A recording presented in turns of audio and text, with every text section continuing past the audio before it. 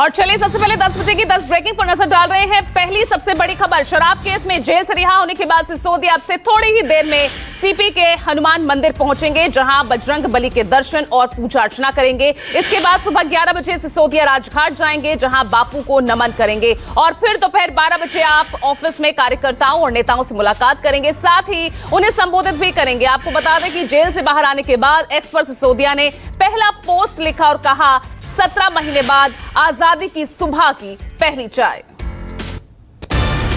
आगे बढ़ रहे हैं दूसरी ब्रेकिंग के साथ। कल जमानत मिलने के बाद मनीष सिसोदिया जेल से बाहर आए। आप कार्यकर्ताओं में भारी संख्या में जेल के बाहर जमा होकर सिसोदिया के रिहा होने का जश्न मनाया। रिहाई के वक्त सिसोदिया के साथ आपके राज्यसभा सांसद संजय सिंह भी मौजूद थे। कल रिहाई के बाद सिसोदिया ने केजरीवाल की पत्नी सुनीता केजरीवाल, उनके दोनों बच्चों और माता पिता से मुलाकात की।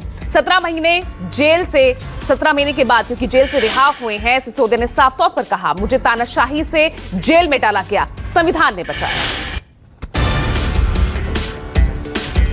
आगे बढ़ रहे हैं तीसरी ब्रेकिंग। आज वायनाड दौरे पर प्रधानमंत्री नरेंद्र मोदी भूस्खलन प्रभावित इलाकों का दौरा करेंगे। भूस्खलन प्रभावित क्षेत्रों का हवाई सर्वेक्षण करेंगे पीएम के दौरे को लेकर केरल के सीएम पिनाराई विजयन ने बड़ी उम्मीद जताई है। वायनाड दौरे के बाद आपदा पीड़ितों के पुनर्वास के लिए पीएम मदद देने के लिए मामले में सकारात्मक रुख अपनाएंगे। आपको बता दें कि भूस्खलन की वजह से केरल आपदा में गई थी 300 से ज्यादा की जान।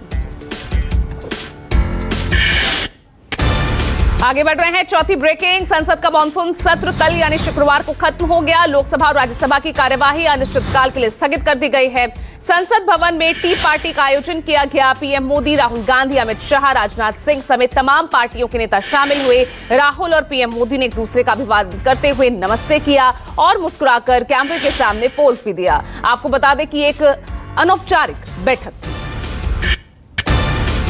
आगे बढ़ रहे हैं पांचवी ब्रेकिंग के साथ। SC/ST आरक्षण में नहीं होगा क्रीमी लेयर। सुप्रीम कोर्ट के फैसले पर केंद्र सरकार ने रुख साफ किया। सूचना एवं प्रसारण मंत्री अश्विनी वैष्णव ने कहा, डॉक्टर BR अंबेडकर द्वारा तैयार संविधान में SC/ST के लिए आरक्षण प्रणाली में क्रीमी लेयर का प्रावधान नहीं है। NDA सरकार अंबेडकर के बनाए संविधान को लेकर प्रतिबद्ध है। आगे बढ़ रहे हैं अगली ब्रेकिंग के साथ। पेरिस ओलंपिक में भारत को 6वां मेडल। पहलवान अमन सहरावत ने फ्री स्टाइल 57 किलो कैटेगरी में ये ब्रॉन्ज मेडल जीता है। सहरावत ने फ्री स्टाइल में प्यूर्टो रिको के डर्लिन टुई क्रूज को 13-5 से हराया। अमन पहले दौर के बाद 6-3 से आगे रहे, फिर दूसरे राउंड में 7 अंक लेकर मैट पर अपना दबदबा बनाए रखा। जीत के बाद अमन ने कहा कि जीत के पल को बयां कर पाना बेहद मुश्किल है। आगे बढ़ रहे हैं अगली ब्रेकिंग के साथ। विनेश फोगाट की अपील पर court of arbitration for sports में सुनवाई पूरी हो चुकी है। यानी CS की जारी प्रेस रिलीज के मुताबिक जल्द ही इस मामले में फैसला आ सकता है। CS यानी खेल पंचायत ने पहले ही कह दिया था कि पेरिस ओलंपिक के खत्म होने से पहले ही फैसला ले लिया जाएगा।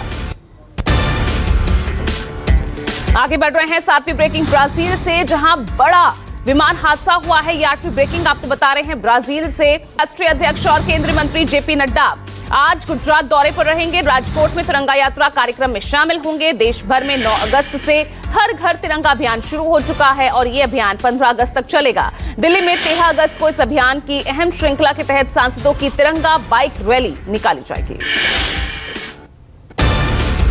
आगे बढ़ रहे हैं 10वीं ब्रेकिंग के साथ। पुलिस ने नोएडा में रेव पार्टी का भांडाफोड़ किया है। पुलिस की छापेमारी में सुपरनोवा सोसाइटी से एक फ्लैट में 50 लड़के और लड़कियां पकड़े गए हैं। सभी युवकों पर फ्लैट में रेव पार्टी करने का आरोप है। पुलिस को फ्लैट से शराब की बोतलें, कई नशीले पदार्थ बरामद हुए। पुलिस ने अब तक इस मामले में कुल 5 आरोपियों समेत 35 अन्य के खिलाफ मामला दर्ज किया है।